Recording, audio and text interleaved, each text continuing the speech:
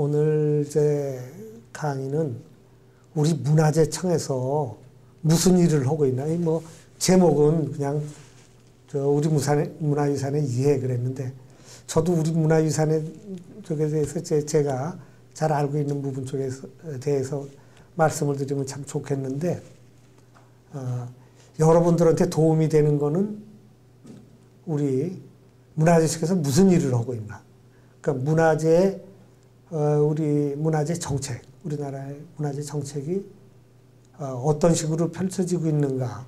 이걸 이해를 하려면은 우리 문화재청 소개를 자세히 드리는 것이 빠르겠다. 이렇게 생각을 했습니다. 그래서 제가 파워포인트를 만들긴 했는데, 이제 학교 떠난 지도 뭐 벌써 2년 몇 개월 됐고 해서 좀 파워포인트 만드는 이게 좀 시원치 않아요. 그래서 만들긴 만들었는데, 여기저기 조합을 해서 만들었습니다. 그런데 좀 신통치 않더라도 이해를 해 주시고, 들어주시기 바라겠습니다.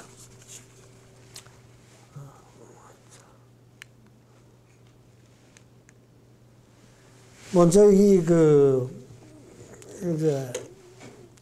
우리가 문화재, 문화유산, 이제 이런 말을 많이 쓰죠. 그래서 여러분들한테 이 문화재, 또 문화유산에 대해서 좀 설명을 드리는 게 순서가 아닐까 싶습니다.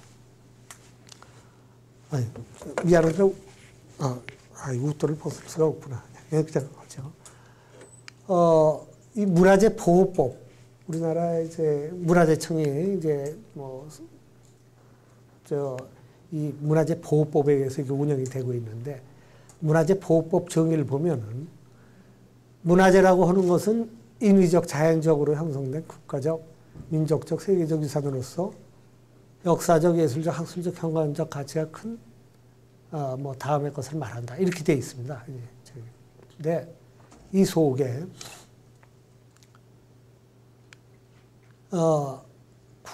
어떤 지정 주체가 어디냐? 국가가 지정하면 국가 지정 문화재가 되고, 시도에서 지정하면은 이제 시도 지정 문화재가 되겠죠. 그래서 국가 지정 문화재, 우리가 흔히 알고 있는 국보, 보물, 사적, 명성, 이제 이런 내용들이 있습니다. 중요 민속재. 자세히 아실 건 없겠지만, 대체로 여러분들이 이제 들어보신 이름들일 거예요. 이제 또 시도 지정 문화재는 이제 이 시도 지정 문화재 말고 요 문화재 자료라는 것도 있습니다. 옛날 가옥이나 또 향토 문화 자료라고 하는 이런 내용들이 있고요. 또 문화재가 형태를 갖추고 있느냐, 없느냐에 따라서 크게 유형 문화재, 무형 문화재라고 할 수 있습니다. 유형 문화재라는 건 글자 그대로 형태가 있어야 되겠죠, 그죠? 형태가 있어, 도자기라든지 그림이라든지 또는 건축물이라든지 고인돌 이런 거 다 유형 문화재죠. 그다음에 형체가 없는 문화재가 있습니다. 이 무형 문화재는 이제 최근에 이게 우리나라가 아주 무형 문화재 쪽에서는 강국이에요. 그 무형 문화재 제도를 받아들인 지가 오래됐기 때문에 벌써 한 몇십 년 됐습니다. 그래서 다른 나라에서 우리 무형 문화재 제도를 이렇게 배우러 오기도 하는데요. 형체가 없는 문화재입니다. 춤이라든지 또는 이게 우리 가야금, 거무과 같은 악기 다루는 소리는 안 들리는 거니까요. 그다음에 춤도 남지도 않고 있고, 그다음에 또 기능. 크게 나누자면 이제 예능하고 기능으로 나눌 수가 있어요. 예능이 이제 아까 말씀드린 춤이라든지 음악이라든지 그런 부분 쪽이고, 기능 쪽은 활을 만든다든지 화살을 만든다든지 또 가태를 만든다든지 여러 가지 그런 기능 부분, 또 돌을 다듬는다든지 기와를 만든다든지 그런 이제 보이지 않는 기술, 기능, 그쪽이 이제 무형문화재가 되겠죠. 그러면 이제 문화재하고 문화유산, 우리가 문화재라는 말도 썼다, 문화유산이라는 말도 쓰고 그러지 않습니까? 여기에 대해서 조금 한번 알아볼 필요가 있겠습니다. 이제 문화재 그러면 이제 한자로 여기에 재물이라는 뜻 아니겠어요? 여기 재자가. 그러니까 이제 좀, 이제 어감상 좋지 않다고 말씀하는 분들도 계시는데요. 이 문화재라고 그러는 거는, 이제 창조 가치가 뛰어난 그런 내용을 문화재라고 합니다. 이제 뭐 예를 들어서 석탑 중에서도 우리 문화재로 지정된 건 옛날에 만들어졌지만 옛날에 만들어졌다고 다 문화재가 되는 게 아니고 아주 창조 가치가 있고 우리가 이 창조 가치가 뛰어난 데에다가 포인트를 둔 것이고요. 문화유산이라고 그럴 때는 이제 유산이라는 글 자체가 쭉 물려받은 우리가 뭐 유산을 물려받다 이런 말 많이 하잖아요. 과거, 현재, 미래의 전승 쭉 이어져 내려오고 전해줘야 되는 그런 의미를 더 갖고 있습니다. 그래서 그럼 왜 문화재청 이름을 왜 문화유산청으로 이름을 바꾸지 왜 문화재청으로 그대로 가고 있느냐 이렇게 아마 생각하시는 분들도 있을 것 같아요. 이제 이 이름을 바꾸는 문제가 법으로 바꿔야 돼요. 상당히 좀 어려운 문제입니다. 그래서 이제 이쪽에 대해서는 뭐 우리 청에서도 문화재청에서도 많이 검토를 하고 있습니다.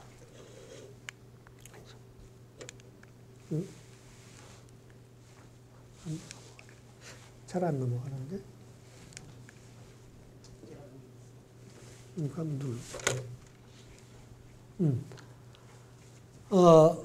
문화재청 소개입니다. 저희, 뭐죠? 그 소개 들어가기 전에 한 칸 더 갔네? 그 전에? 그 전에. 네. 그 다음에 이제, 우리가 흔히 쓰는 이제 전통문화학교, 그러니까 전통하고 전승, 여기에 대해서 한번, 뜻을 한번 알아볼 필요가 있습니다. 이 국어사전 이렇게 보면은 전통은 어떤 집단이나 공동체에서 지난 시대에 이미 이루어져 계통을 이루며 천하에 내려오는 사상, 관습, 행동 따위의 양식 이렇게 되어 있습니다. 뭐 사전 찾아보면 한자 사전을 찾아보면 계통을 받아 전함, 역사적 배경을 가지며 특히 높은 규범적 의의를 지니고 천하에 내려오는 것. 이제 전통이라고 하는 건 특히 계통을 이루며 전하에 내려오는 것 이렇게 보시면 될 텐데요. 전승이란 말은 여기서 전하에 내려오는 것이라는 것보다도 이어받아 다음 세대에 전함 이 뜻이 더 강해요. 이어받아서 다음 세대로 전해줘야 된다는 뜻이 강한 거죠. 다음.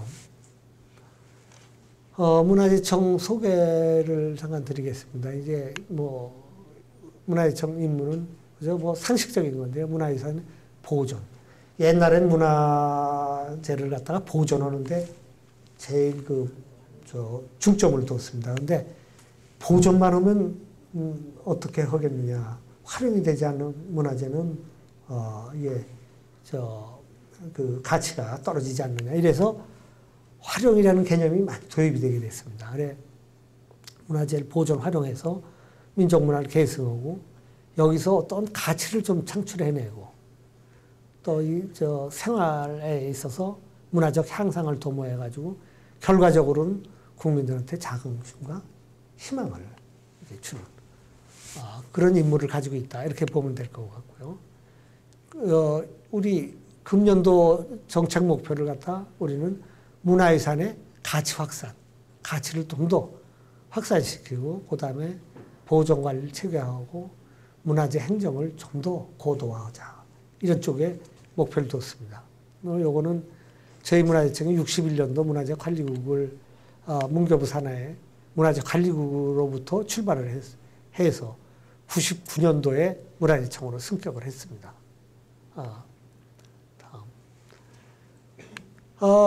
문화재청 구성은 이렇게 되어 있습니다. 이 표를 보여드리는 거는 이제 여기 우리 문화재청에서 이제 중점적으로 앞으로 제가 설명할 내용 중에 문화재 정책, 문화재 보존, 문화재 활용 이 부분을 설명하기 위해서 그렇습니다.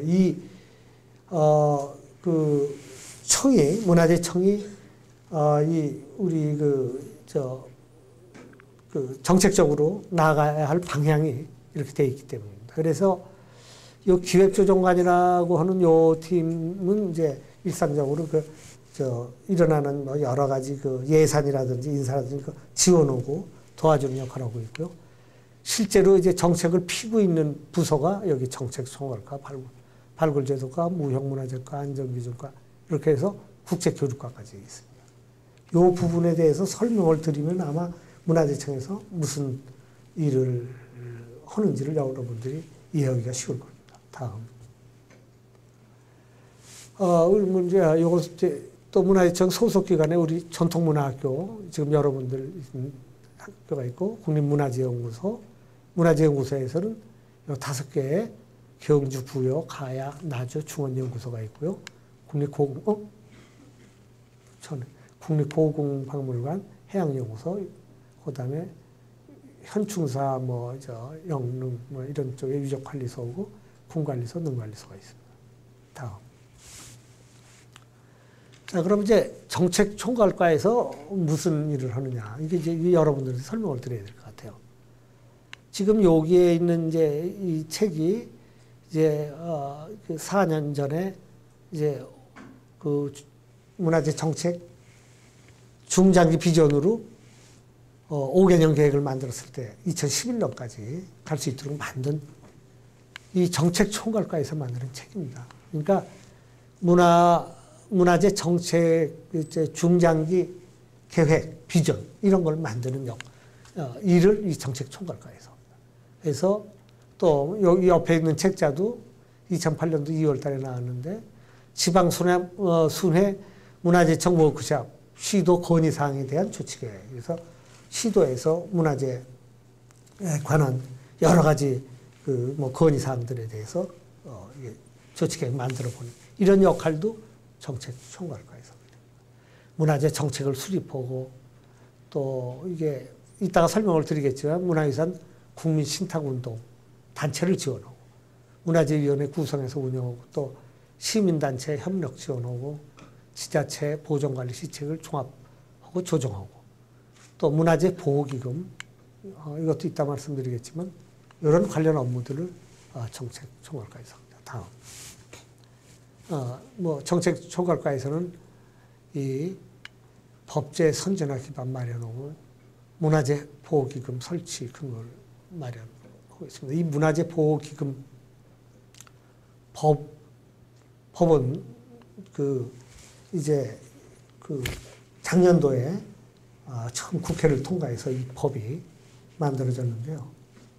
이거 다음에 나온다. 다음. 이제 그런 앞에 이제 문화재 보호기금법 여기 있죠. 그 다음에 문화재 보호법에 의해서 이제 문화재청 운영이 됐는데, 이게 이제 3개 법으로 나뉘어지게 됩니다. 문화재 보호법, 문화재 수리 등에 관한 법, 매장문화재 보호 및 조사에 관한 법. 3개 법으로 나눠지게 되고요. 결국 이 법이 나눠지게 되면은 우리가 이 법제의 선진화 기반을 마련할 수 있다고 보는 겁니다. 그래서 다음. 이거 안 나와. 아직 빠졌네. 문화재 보호기금이라고 하는 거는 우리 문화재청에서 이제 어느 부서나 예산을 갖고 이제 운영하게 되죠. 근데 일반 예산이 아니라 기금이라고 하는 거는 이제 또 뭐라 그럴까요? 또 시급한 거. 예를 들어서 문화재청 같은 데서 이제 발굴을 할 때 갑자기 보존해야 될 문제가 생겨 땅을 구입해야 될 문제가 생겼다. 그러면은 일반 예산은 작년도에 계획을 해서 만들어 놓은 예산이기 때문에 그냥 함부로 쓰질 못해요. 다르게 쓰질 못해요. 그럴 때 그럼 시급하고 급할 때 또 재난이나 재해가 있어가지고 갑자기 문화재가 홍수에 의해서 뭐 피해를 봤다. 또 화재에 의해서 피해를 봤다. 급할 때 돈을 사용할 수 있게끔 하는 게 문화재 보호기금입니다. 문화재 보호를 위해서 쓸 수 있는 기금. 그래서 일반 예산 말고 보호기금을 만들어서 이제 아주 시급하고 또 뭐 그럴 때 이렇게 대비할 수 있게끔 만드는 예산. 그다음에 정책총괄과에서는 또 이제 금년도에 저희가 집중적으로 이제 헤리티지 채널이 있습니다. 뭐 영어로 이렇게 써서 좀 미안한데 이 헤리티지 채널이 이제 그 도메인 이렇게 선점하려면 이게 또 영문으로 돼야 되기 때문에 이제 그렇게 한 것 같아요.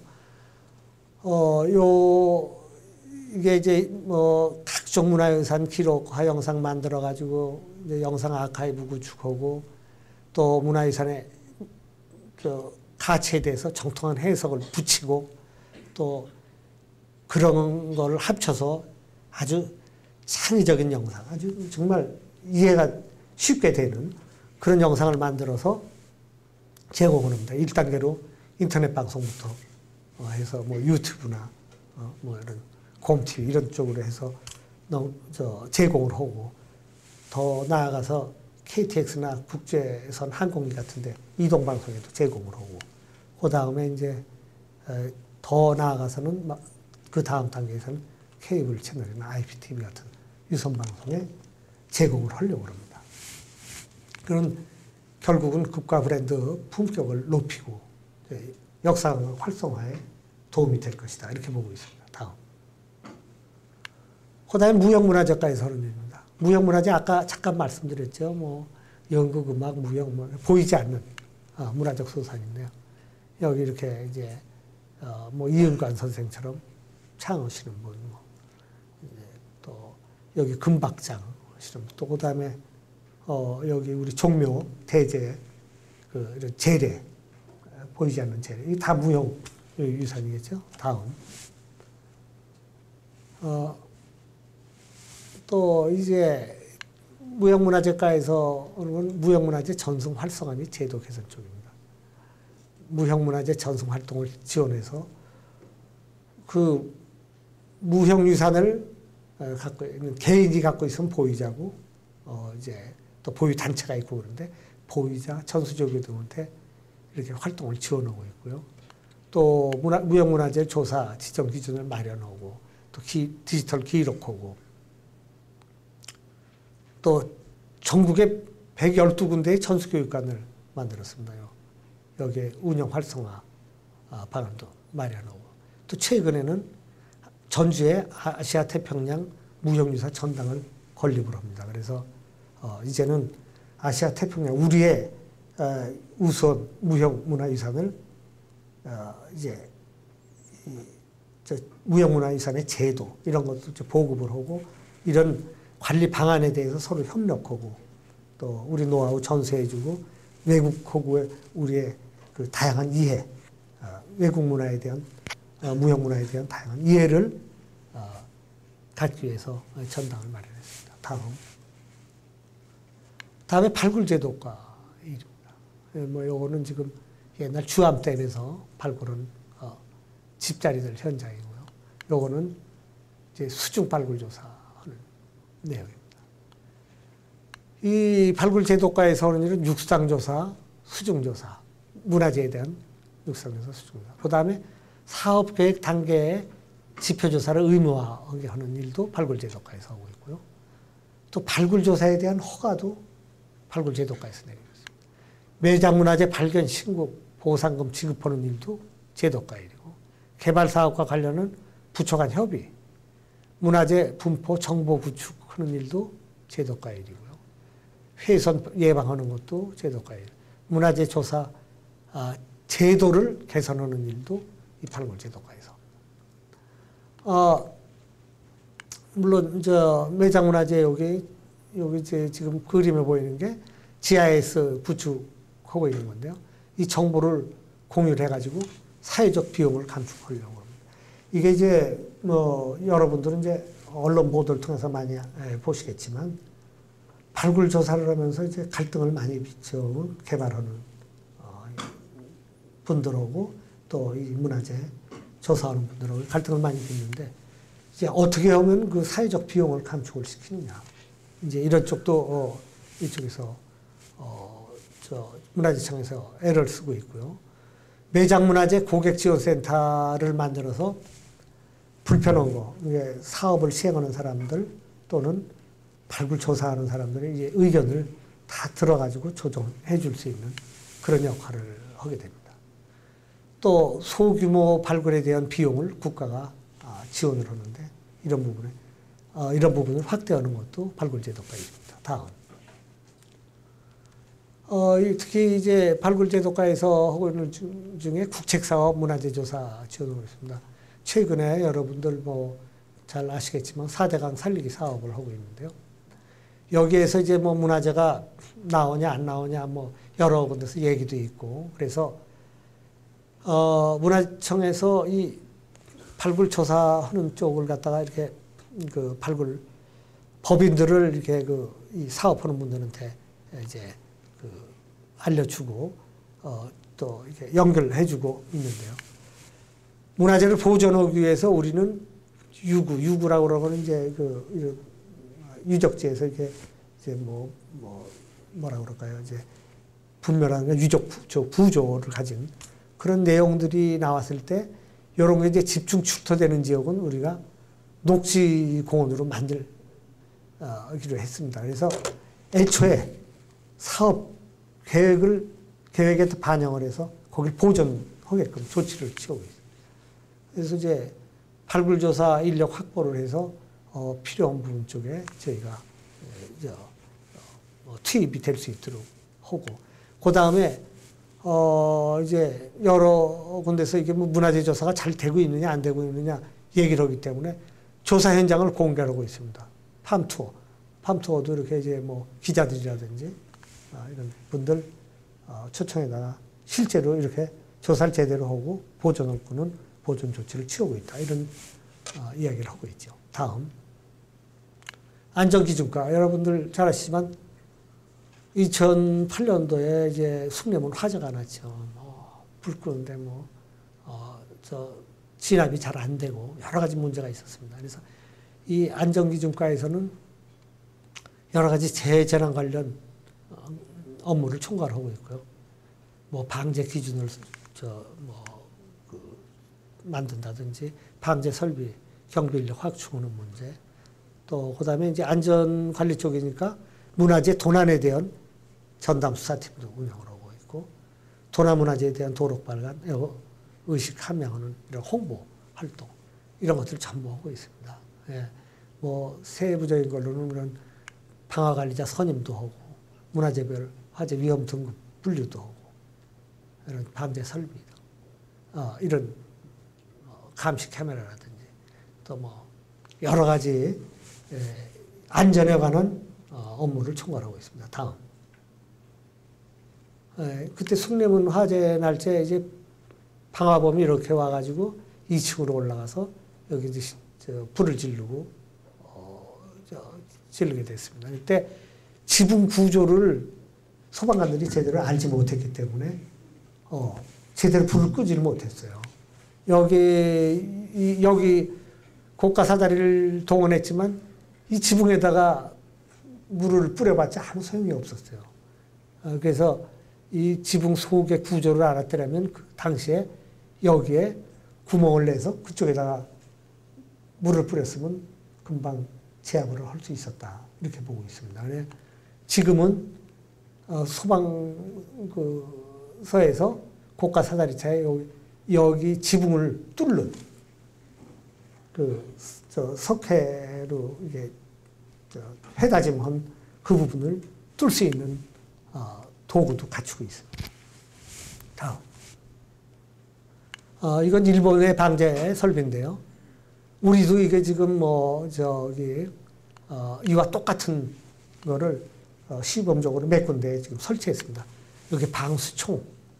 이거는 뭐 한 방향으로 고정시켜 놓으면 계속 갈 수도 있습니다. 급하면은 한 군데 고정시켜 놓고 자기가 또 다른 뭐 전화를 건다든지 그런 일을 할 수도 있고요. 그 다음에 이렇게 이제 뭐 워터미스트라고 해서 분무 설비로 자동적으로 뭐 연기나 그 불꽃 감지를 하게 되면 이게 분무 설비가 돼 있고, 수막 설비라고 해서 지금 뭐 저기 사찰 같은 데 가보면 절에 건물들이 이렇게 가까이 붙어 있잖아요. 붙어 있으니까 한 군데서 불이 나면 옆으로 옮겨 붙는 거예요. 그러니까 옆 건물에서 불이 났어도 이 중요한 건물 쪽에는 이런 수막 설비를 해서 물로 소방서차가 올 동안에 보호를 하는 거죠.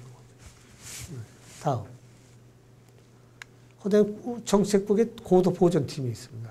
이제 경주, 부여, 공주, 익산 요 네 군데의 고도에 대한 여러 가지 업무. 고도에 있으니까 보존은 해야 되겠는데 또 주민 재산권 보호 문제가 있어서 서로 갈등을 빚을 수가 있습니다. 그래서 어떻게 하면 갈등을 빚지 않고 유적도 보존이 되고 주민들도 편하게 잘 고도에서 지낼 수 있느냐, 이걸 보기 위해서 이제 구축하기 위해서 노력을 하고 있습니다. 다음.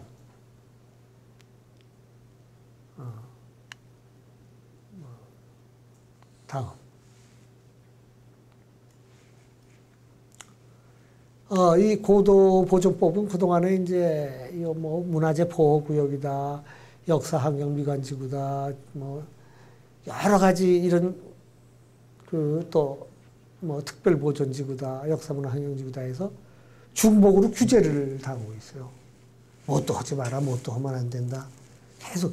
그래서 고도보존법으로 규제를 이렇게 좀 중복 규제가 안 되게 이렇게 합리화하는 이런 작업을 하고 있습니다. 다음. 그다음에 이제 보존국의 보존정책과 있어요. 옛날에 사적과라고 불렀던 건데요. 여기에 문화재가 있으면은 뭐 문화재 그 보호구역이 이제 정해집니다. 뭐 100m까지는 어떻고 어느 또 시, 도에 따라서 이제 이게 조금씩 차이가 나는데요. 이런 이제 개인 재산권 또 제한하는 문제가 또 있게 되죠. 그래서 옛날에는 그냥 지정하고 얘들은 500m 이내에 집을 짓지 마라, 뭐 개축하지 마라 이렇게 하면 됐지만 오늘날 사회에서는 그게 통하지 않겠죠. 그래서 개인 재산권도 최소한 보장을 하면서 어떻게 하면 합리적으로 갈 수가 있을까? 국민 생활하고 연계된 제도 개선을 이쪽에서 합니다. 다음. 그 이제 보존수의 구서울 역사 같은 것도 지금 사적으로 지정해서 보존국에서 하고 있고요. 여러분들 잘 아는 부서산성도 사적으로 지정되어 있죠. 다음. 보존국이 유형문화재과입니다. 유형문화재 아까 말씀드렸지만 이렇게 눈에 보이는 문화재죠. 뭐 도장이라든지 도깨비 기와라든지 또 뭐 그림, 회화라든지 그런 동산문화재, 이제 움직일 수가 있는 거죠. 동산문화재에 대한 뭐 발굴 지정도 하고 있고, 또 개인이 갖고 있는 이런 개인 소유 문화재도 일제히 조사해서 지정하고 또는 뭐 해제할 건 해제하고 그런 업무를 합니다. 다음. 한 번에 나오겠죠. 이런 유형문화재, 여러분들한테 뭐 보면 이런 유형문화재도 있어요. 뭐 금관도 있고 토기도 있고, 그 다음에는 석탑, 그 다음에 뭐 금속공예품, 그림, 도자기, 이게 다 유형문화재예요. 다음. 또 보존국의 천연기념물과. 천연기념물은 동물, 식물, 지질, 광물 이런 이제 소위 말해서 자연문화재라고 할 수 있습니다. 자연. 그러니까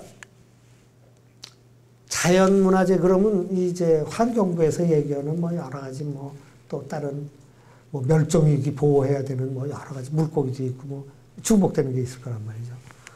천연기념물하고 뭐가 차이 나냐 하면은 그런 이런 뭐 여러 가지 자연적인 내용, 현상 중에서 역사적 또는 문화적, 과학적으로 가치가 있는 걸 얘기를 하는 거예요. 그러니까 환경부에서 이거 멸종위기종하고 왜 뭐 겹치냐, 또 다른 부분이 뭐냐 그러면 멸종위기종은 환경부에서는 멸종이 되느냐 안 되느냐가 중요한 거예요. 문화적인 가치보다. 그다음에 이제 명승, 뭐 이런 경승지 이런 자연미가 있고 이런 쪽입니다. 그래서 별서정원이란 뭐 한마디로 말하면 별장 같은 거예요. 뭐 그런 옛날에 있던 별서정원이라든지 그다음에 이런 수달, 몬주란 또 철새 이런 걸 지정하고 보존하게 됩니다. 다음. 또 천연기념물 여러분들 잘 아시는 천연보호구역이라는 게 있어요. 독도도 우리 문화재청에서 관련입니다. 여러분들 이제 잘 모르시겠지만 독도에 가려면 이제 입도 허가도 받고 그래요. 근데 문화재청에서 허가를 내줍니다. 근데 이제 최근에는 울릉도 쪽으로 넘겼지만 아직도 동도 말고 서도 쪽은 문화재청장의 허가가 있어야 돼요. 문화재청에서 관리하는 구역입니다. 다음. 그 다음에 이제 수리기술과, 보존국의 수리기술과, 뭐 잘 알다시피 건축문화재에 대한 뭐 계획 수립하고 정비, 또 수리 기준도 마련하고. 이 지금 숭례문 같은 경우는 직접 국가가 직접 보수를 하고 있습니다. 3D 스캔 뭐 하고 가고 있는데요. 다음. 그 다음에 또 활용국에 이제 활용 정책과가 있습니다. 아까도 말씀드렸지만 문화재 활용을 하지 않으면 무슨 소용이 있겠느냐. 그래서 이제 2008년도에 들어와서 문화재 활용국을 만들었습니다. 활용국을 만들어서 문화재 활용 저렇게 정책과도 만들고. 그래서 뭐 문화재 활용을 통한 문화재 콘텐츠 개발도 하고 문화재 안내 체계도 개선도 하고 또 문화재 교육 프로그램도 개발해서 보급하고 최근에는 이제 이런 뭐 5대공 정각 개방도 하고 공연 저지도 확대하고 뭐 이런 또 뭐 소외계층 찾아가는 공연 활동도 지원하고 문화유산 방문 교육도 하고 문화재 지킴이 운동도 벌이고 있고 이렇습니다. 다음.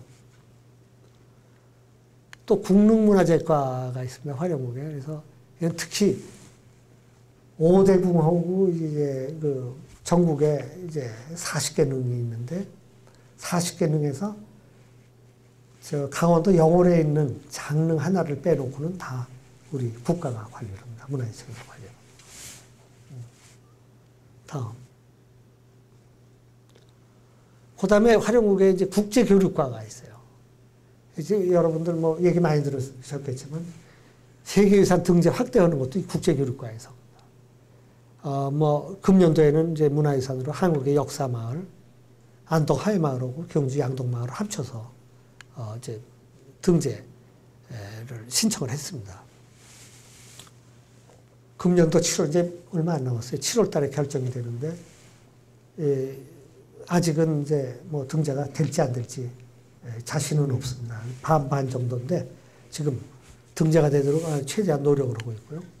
기록유산으로는 일성로, 인류 무형유산으로는 가곡, 대목장, 매산형 세 개를 신청을 했습니다.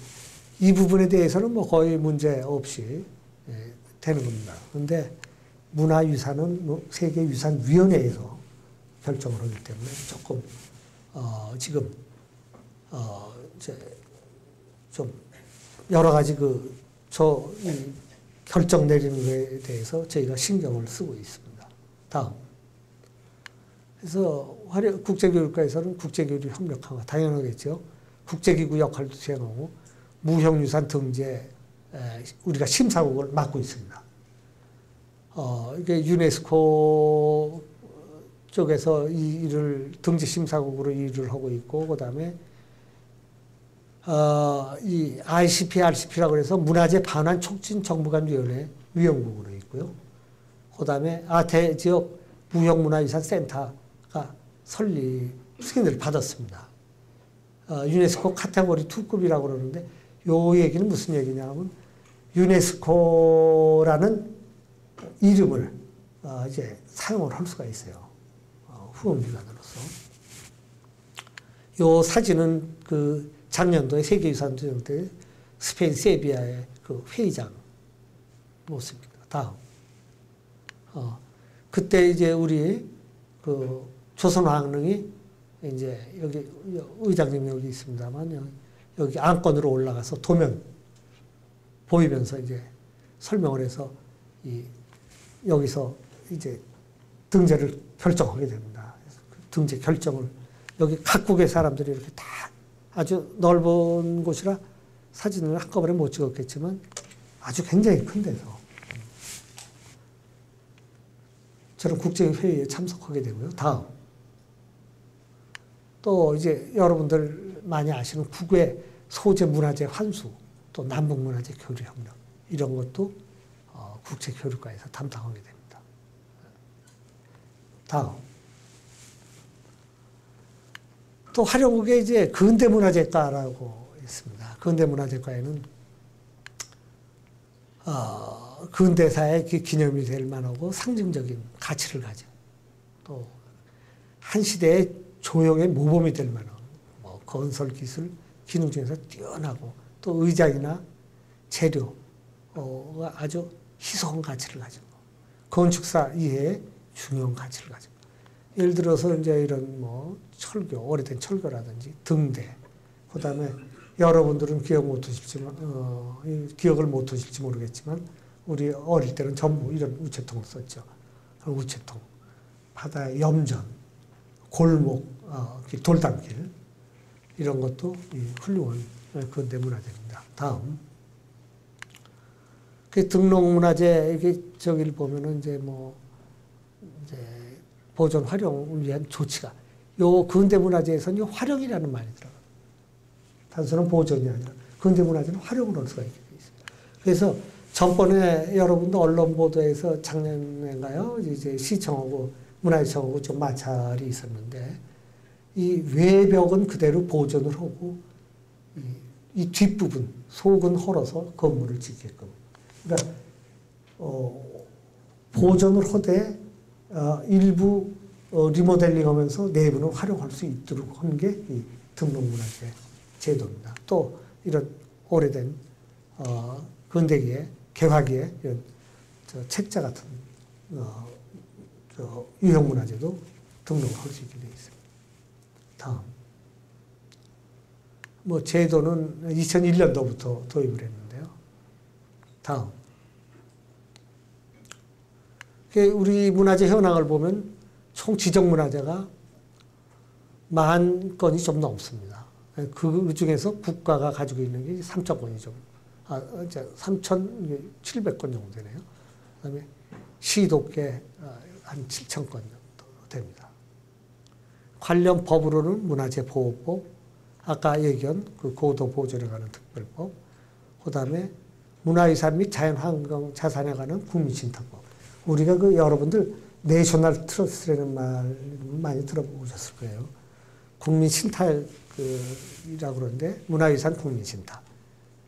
요거는 그런 그 신탁 법인을 만들어서 법인이 신탁자는 국민이 되겠죠. 당연히 국민신탁법이 되어 있으니까요. 그래서 국민이나 이런 기업에서 기부한 돈, 기부금, 또 증여해준 재산 이런 거를 또 회비 이런 걸 활용해서 자산을 관리하게 됩니다. 그래서 이 국민유산 신탁에서는 문화유산 국민신탁에서는 뭘 하냐면은 국가에서 보존하지 못한 뭐 예를 들어서 뭐 이상가옥이라든지 또 유명한 화가 미래에 우리 문화유산이 될 수 있는 그런 자료들이 헐려나가기 전에 먼저 구입을 해서 보존하고 관리하고 그 문화유산하고 협력관계에 있는 그 다음에 이제 문화재 보호기금법 아까 됐죠. 예측이 어려운 재정수요에서 탄력적으로 대응하기 위해서 뭐 각종 재해나 발굴 등 예방적 신축적으로 기금을 우리가 확보해서 운영을 하게 됩니다. 다음은 이제 아까 세계유산 쪽에 대해서 설명을 좀 덜 드린 부분이 있을 것 같아서 세계유산은 우리 거하고 뭐가 틀리냐. 우리가 국가지정문화재 국보보험을 하면은 문화재위원회에서 심의를 해요. 심의를 해갖고 문화재위원들이 이거 국보로 해야 되겠다. 이거 보험을 해야 되겠다. 지정을 합니다. 한마디로 얘기하면 세계유산은 세계유산위원회가 각국에서 대표되는 사람들 구성이 돼서 이거는 세계적인 가치가 있네. 전 세계가 공동으로 관리하고 전승해야 할 유산으로 인정을 하면은 세계유산이 되는 거예요. 그러니까 우리가 얘기하는 국가유산보다 한 그레이드 더 높은, 한 단계 더 높은 가치를 가진 유산이라고 보면 됩니다. 이 세계유산에는 크게 문화유산이 있어요. 우리 지금까지 얘기해온 그런 문화유산들 내용이 있고요. 다음. 조선왕릉 세계유산으로 있죠. 우리한테 이제, 우리 국가 사적에서 이제 세계유산이 된 겁니다. 다음. 그 다음에 요거는 이제 중국, 복건성, 푸젠성이죠. 거기에 이제 토루가 이렇게 막혀져 있는데, 바깥쪽으로는 이게 없어요. 창문 같은 것도 없어요. 완전히 이게 둘러싸인 곳인데, 안에는 이런 광장같이 되어 있고요. 12세기부터 20세기 사이에 쭉 운영이 되어 왔습니다. 46채 집단주택이 있고요. 가족 단위의 소왕국같이 이렇게 운영이 되고 있는. 이런 소위 조직을 갖고 있고, 또 가족 구성, 그 다음에 또 이런, 바깥의 건물 오래 보수되어 오면서 쭉 온 이런 건물들의 가치를 인정해서 세계유산이 된 거죠. 다음. 그 다음에 자연유산이 있습니다. 아까 우리 똑같아요. 천연기념물 같은 그런 개념이겠지만,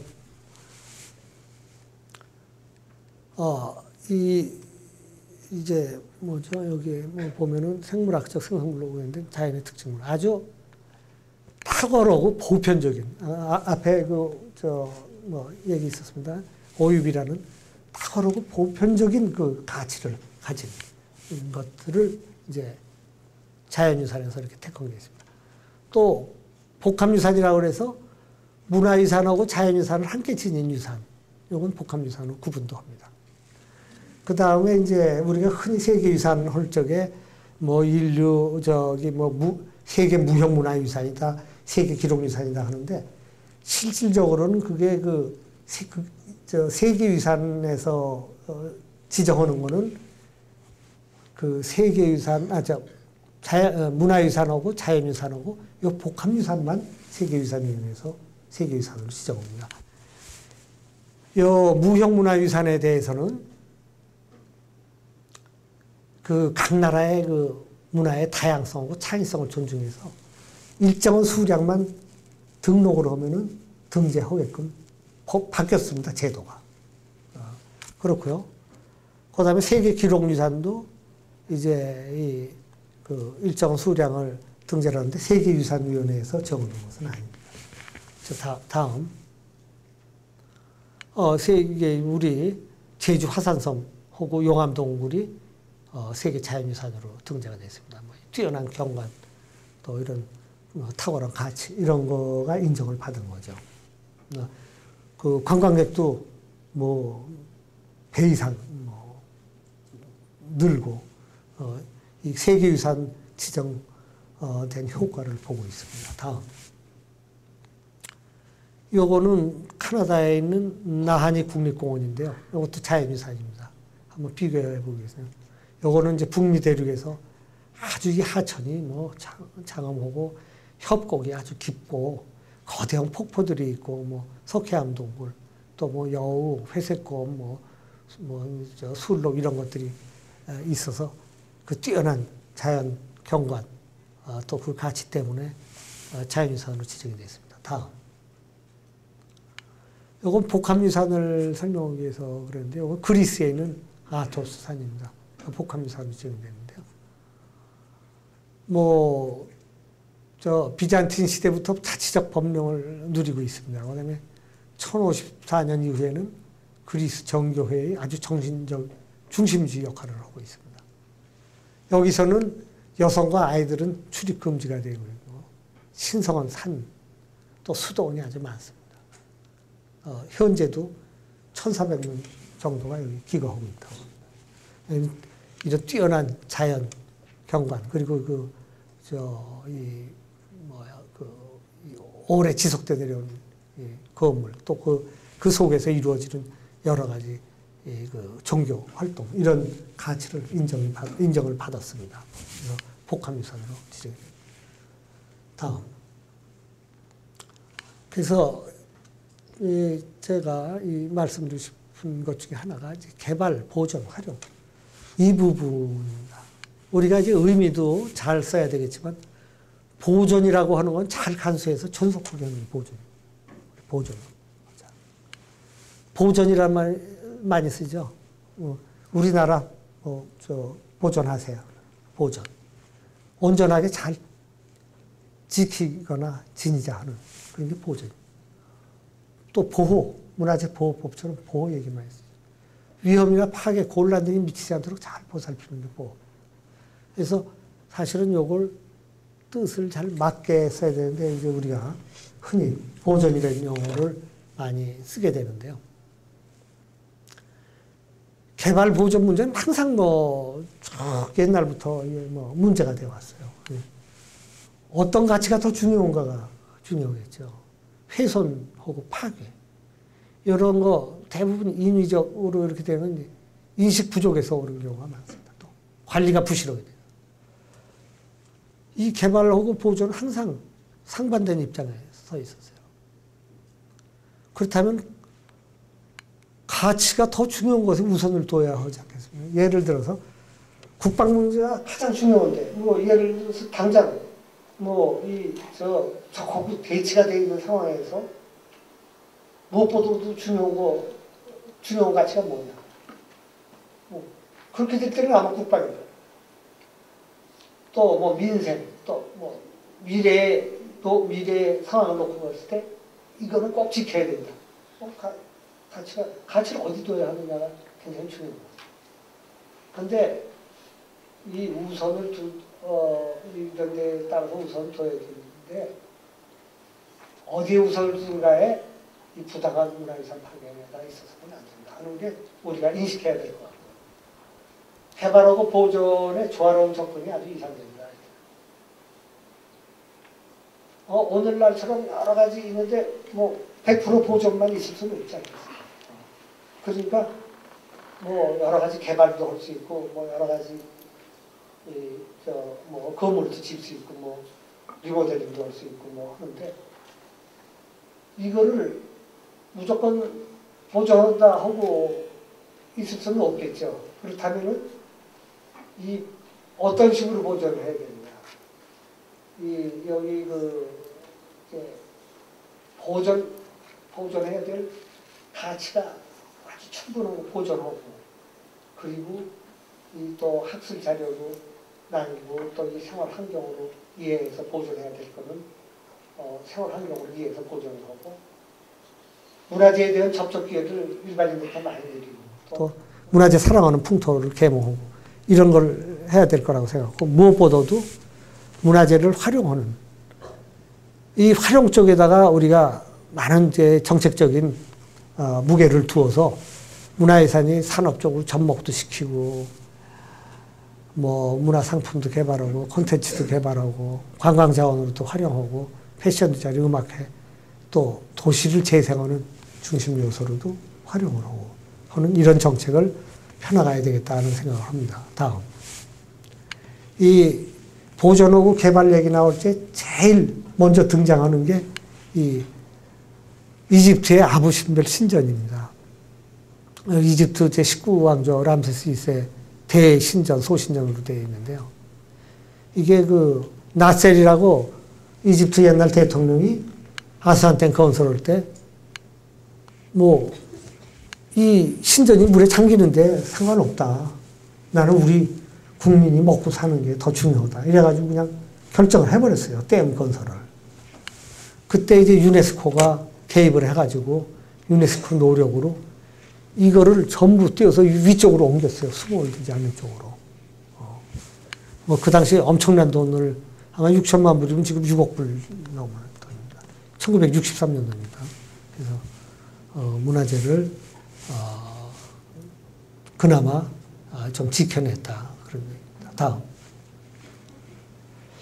마지막으로 여러분들 이제 학교 학생이니까 이 학문 쪽에 대해서 좀 한 말씀 드릴까 싶습니다.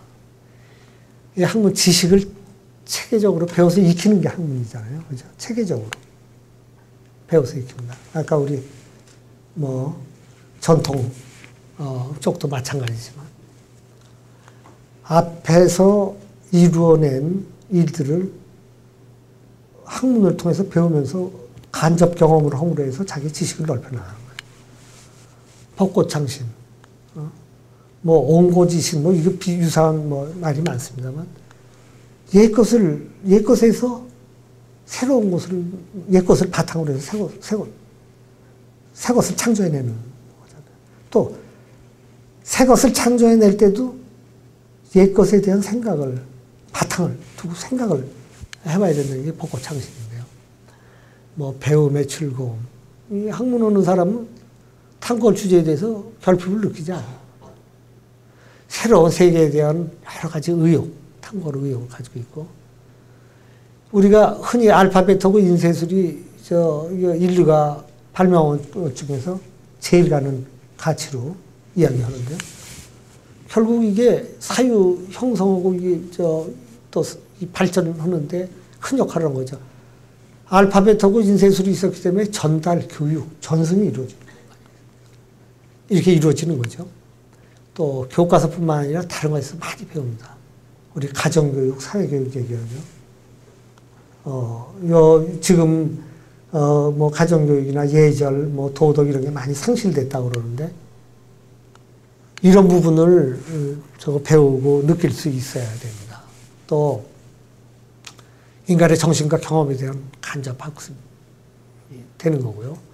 인생을 새로운 차원으로 넓혀주는 것도 학문입니다. 또 학문의 중요한 부분 중에 하나는 자신의 눈으로 현상을 이해하려는 노력이 필요합니다. 내가 느끼고 내 눈으로 보고 내가 확인하고 여기 지금 요즘 보면 이제 인터넷 시대가 돼가지고 보면 이제 여러분들 뭐 저도 자식이 있고 그러니까 하는데 이게 가볍게 학문을 채우려고 그래요. 뭐 인터넷에서 지식 따오고 뭐 어디서 따오고 해서 뭐 그냥 들여다보고 그거가 진실이라고 믿고 있고 진리라고 생각하고 있고. 근데 그걸 본인의 눈으로 찾고 찾아보고 확인해보고 하는 그런 작업을 아마 같이 해야 될 거예요. 그 다음에 사고의 다양성 중요하고요. 비판 정신의 함양도 이 학문을 통해서 할 수가 있습니다. 비판 정신이 약화되면은 문화적 위기를 초래하는 원인이 된다고 합니다. 또 판단력도 쇠퇴하게 되고요. 방향 감각이나 의욕도 상실하게 되고. 지적 자유하고 지적 창조의 그 역사적 가치를 우리가 잘 알아야 될 것 같습니다. 얘가 여기다 토기라고 썼는데요. 토기를 옛날에 그 신석기 시대 때 이제 토기가 처음 만들어지죠. 토기가 만들어지는데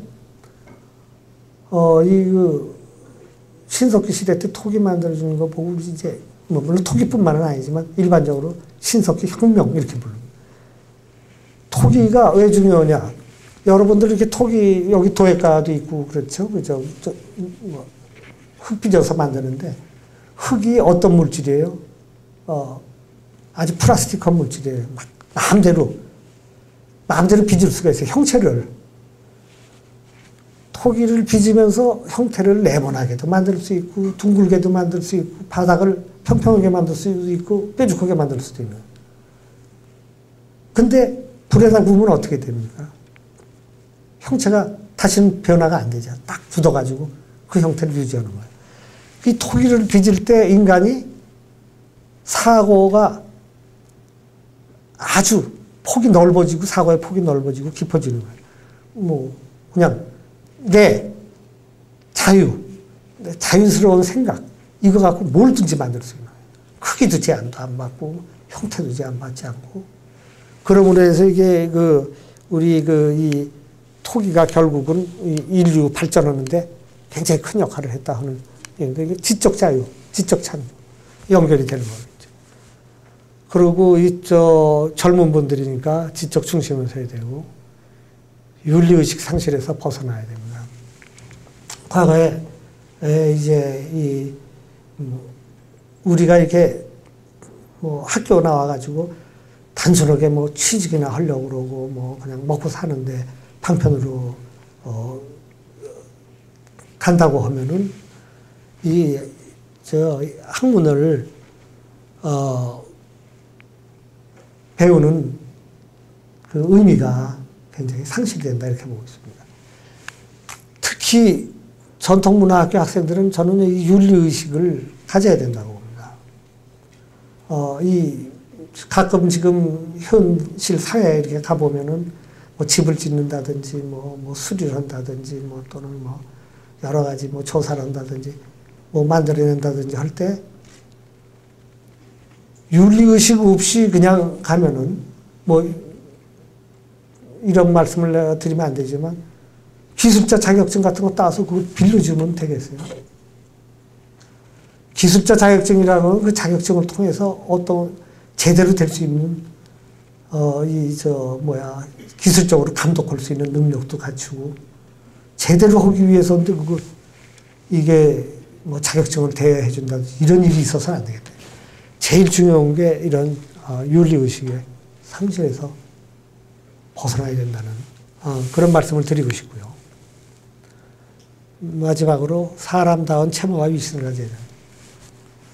예, 요즘 보면 사회가 너무 거칠어졌어요. 그냥 남 공격하고 비판 잘하는 사람이 저 세상에서 제일 가는 사람으로 생각하고 있어요. 남을 평가하고 비판하고 하는 거는 중요한 역할입니다. 중요한 역할, 사회에서 굉장히 중요한 역할이긴 하지만 그거는 일부분밖에 안 돼요. 사회의 공헌도의 일부분밖에 안 되는 거예요. 그거를 좀 잘 갖추고 사람이 서로 간에 평가하고 또 이렇게 대화하고 이야기해도 논리적으로 그 사람을 설득하고 그럴 수가 있는 그런 능력을 갖추는 게 이제 학생 여러분들이 해야 될 일이다 이렇게 생각을 합니다. 다음 시간이 없어서 내가 이렇게 좀 몇 가지를 가져왔는데 시간이 오늘 없어가지고 사실은 내가 공부한 그 쪽에 문화재 쪽 내용을 여러분들한테 조금 설명을 해드려야 문화유산에 대한 이해인데 해서 가지고 왔어요. 그림만 한번 넘기고 가겠습니다. 우리나라 위성사진에서 내려도 한번 우리나라죠. 잠깐만 아무리 시간이 급해도 저기 뭐죠? 우리나라 여기 조그만 반도죠. 이렇게. 여기가 이제 고비 사막이 있고, 여기 아라레입니까? 여기. 이 대륙을 한번 이렇게 보시고, 큰 꿈을 가질 수 있어야 될 것 같습니다. 다음. 구석기 시대. 다음. 여기 총장님이 청오신 그 구석기 시대. 구석기 시대 쪽도 공부할 내용이 많아요.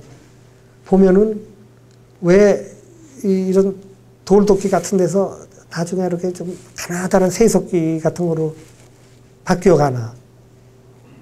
왜 큰 것이 더 도구로서의 영향력이 클 텐데, 기능적으로 더 클 텐데 왜 조그만 걸로 변하나 이렇게 생각하시는 분들이 있을지 모르지만 도구가 작아지면서 날은 늘어나거든요. 날. 붙였으면. 그러니까 기능이 훨씬 좋아지는 건데요. 다음. 자, 신석시대 톡이죠. 다음. 청동기 시대. 이게 이제 우리나라에서 제일 오래된 청동기예요. 북한에 있습니다. 우리나라 청동기 시대 제일 빠른 BC 1200, 1300 되는 그 시점에 청동기입니다. 다음. 여러분들 많이 나와서 그냥 넘어가고요. 다음. 요거 한 가지는 말씀을 드렸으면 좋겠네요. 이게 이제 우리나라 청동기 시대, 초기 철기 시대에 나오는 거울하고 칼하고 고곡이라고 하는 구부러진 옥인데요. 요거는 우리나라에서 흔히 나와요. 흔히 나오는 건 아니지만, 이게 청동시대 때 무덤 조사하면 나오는 건데, 여기 일본에 천황에 있지 않나요? 일본에. 천황가에 세 가지 종류의 신기한 물건이 칼하고 거울하고 고곡이에요. 그러니까 우리나라에서 청동기인이 일본으로 이주해서 천황가의 시조가 되었음을 알려주는 근거가 되는. 다음. 또 다음. 이제, 요거는 이제 우리나라 원삼국 시대라고 하는 기원 전원 시기부터 이게 출발하는 시기인데요. 부토구 삭도라는 게 나왔습니다. 이게 이제 요즘 얘기하자면은 연필하고 지우개예요. 다음. 여기 붓으로 이렇게 글씨를 쓰게 돼 있고, 여기 옛날에는 나무나 대나무에다가 글씨를 썼잖아요. 틀리게 되면 요 칼로 지우게 돼 있어요. 그러니까 지우개 역할로. 우리나라의 옛날 기록을 보면은 기원전 109년에 이렇게 문자를 사용한 기록이 나옵니다. 그 기록하고 맞는 고고학적이죠. 다음. 그 다음에 여러 가지 이렇게 옷 짜고 하는 그런 직조에 관한 내용이 있고요. 다음. 원삼국시대 또 악기도 처음 가야금 같은 악기도 기원 전원식에 나왔고요. 다음. 이제 고구려 때는 이런 우리나라 고구려 벽화가 이게 세계유산으로 지정될 정도로 회화사 쪽에 굉장히 중요한 역할을 하죠. 정말 이 시기에 이런 그림이 있을 수가 없습니다. 다른 나라에 없는 거니까요. 다음. 광개토대왕, 여러분들 너무 잘 아는 광개토대왕이죠. 네. 아주 그냥 우리 고구려의 우호는 기상 보여주는 아주 그냥 거대한 비석이고 아주 글씨체도 예서체로 돼서 예술적인 가치도 있습니다. 다음. 여러분들 잘 아시는 여기 부여의 자랑, 백제의 자랑의 금동대원문화죠. 다음. 익산 미륵사제, 최근에 여기 보험공사 하면서 다음. 이런 아주 이제 곧 국보로 지정이 되겠지만, 금제 사리봉황계.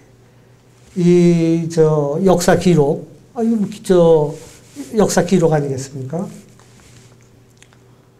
무령왕릉에서 지석에 글씨가 나온 이래로 이렇게 많은 글씨가 나온 건 처음이에요.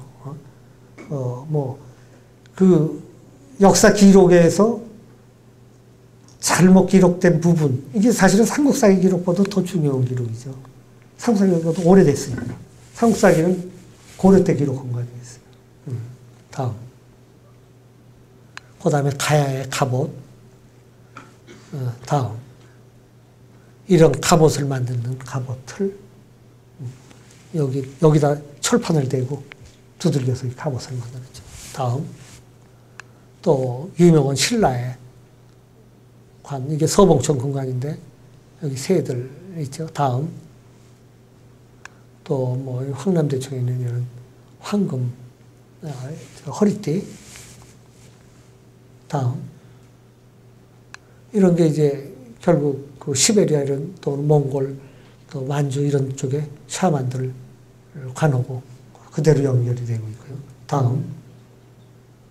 또 이게 이제 이런 신라 아까 허리띠에서 본 이 과판하고 이게 이제 당근구라고 그러는 이제 여기 가죽을 대갖고 이렇게 바클 속에다 이렇게 넣는 장식인데 이게 아까 넓은 아시아 대륙 그쪽에서 나오는 거 똑같지 않습니까? 이런 문화가 우리한테만 있는 게 아니라 외국 문화에 대한 이해도 가져야 될 거라고 보이고 여기 여기 시베리아의 청동기로 만드는 샤만 관인데 여기 금관 같은 거 쓰고 있죠. 네. 다 문화가 연결되고 이게는 스키타이의 숫돌입니다. 여기다 구멍이 있어갖고 연결하게 되는데 우리 신라 쪽 과대에 똑같아요. 숫돌이 나오죠. 다음. 문화 내용으로 보면 이게 비슷한 내용이 많습니다. 다음. 그다음에 통일신라되면 성덕대왕 신종. 정말 뭐, 우라먼, 한 19톤 정도 되는, 이거보다 뭐 더 큰 종이 있었다고 그러지만, 우리나라 종, 뭐, 요 위에는 음통이라는 게 달려서 한국 종으로서의 아주 특색을 가진, 정말 그 소리도 좋고, 규모 면에서나, 아마 좀 세계적인 유산으로 볼 수 있는 거죠. 다음. 또, 뭐, 이 방가사유상에 대해서는 설명할 필요가 없습니다. 뭐, 이와 유사한 나무를 깎아 만든 것이 이제 일본의 뭐 국보 1호니까요. 다음. 그 다음에 뭐, 통일신라 시대의 이 석굴암 불상 부조. 불국사 이게 중수하면서 이렇게 만드는 이 석굴암. 뭐 대표적인, 세계유산으로 지정이 돼 있죠. 다음. 또, 해인사 팔만대장이요.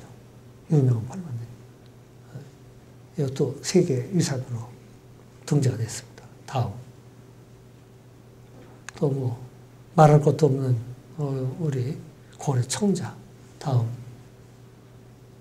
그 다음에 이제 조선조의 뭐 건축문화재들. 다음. 또 진짜, 우리 결의의 자랑, 훈민정음 해례과. 요게 최근에 작년인가 이게 한 군데서 더 나왔어요. 이거는 간송박물관이라고, 간송미술관이라고 하는 곳에서 소장하고 있는 그 유명한 문화재 수집가 전영필 선생이 수집했던 건데, 최근에 상주 쪽에서 하나가 더 발견이 됐어요. 요거보다 한 페이지가 적은, 찢겨져 나간 그런 건데, 아직 그 개인이 소유하고 있어서 지정은 못하고 있습니다. 다음. 그 다음에 이제 작년에 고궁박물관에서 구입한 고종 황제 어세. 고종 황제가, 우리 그, 나라가, 고종 황제가 어떤 분입니까? 대한 제국을 선포한 사람이에요. 그때까지는 왕이었습니다. 고종 전까지는 왕이었지만, 고종부터는 황제. 제국을 선포했기 때문에 이제 황제가 돼서 대한제국이 됐는데, 대한제국은 대한민국의 뿌리예요. 황제에서 민으로 갖은 것 뿐입니다. 그런데 그때 이제 그 일본의 그 뭐 또 압박을 받고 뭐 그러니까 이분이 도장을 몰래 만들어서 자기 친서에다 찍어가지고 외국 황제들한테 보냅니다. 근데 이거를 미국에 있는 우리 교포한테서 구입을 했는데, 마침 국사편찬위원회에 소장하고 있는 옛날 사진 자료에서 이걸 찾게 된 거예요. 그래서 이게 확실히 진품이 맞구나 하는 걸 확인을 했죠. 다음. 그래서 마지막으로 보면 요 국세하고 어보 이런 데 뭐 구분을 한번 했는데, 이건 뭐 안 하셔도 될 것 같습니다. 네. 제가 좀 이게 짧은 시간에 여러분들한테 이게 우리 문화재청에서 하는 일, 우리 문화재청에서 하는 일을 여러분들이 이해를 하면은 우리 얘기를 함으로 해서 여러분들이 우리 문화재 정책이 대체로 어떤 식으로 가고 있구나 하는 거를 간략하게 이해하실 수 있었을 것 같고, 또 우리 그 세계유산이라든지 우리가 하는 업무, 이건 아마 여러분들이 앞으로 관심을 가지면 여러분들이 다 이게 하실 수 있는 업무, 이 내용 중에 하나가 아닐까 그렇게 생각을 합니다. 그래서 이 문화재청하고 학교가 이렇게 소통하는 일은 이게 업무를 서로 이게 알려드리고 또 여러분들이 이해하고 그러면은 아마 잘 되지 않을까 이런 생각 때문에 오늘 학생 여러분들의 귀중한 시간을 뺏은 것 같습니다. 네. 제가 말씀드릴 거는 이걸로 됐고요. 혹시 뭐 저한테 학생분들 중에서 얘기하고 싶은 거 있으면 얘기해 주셔도 좋습니다.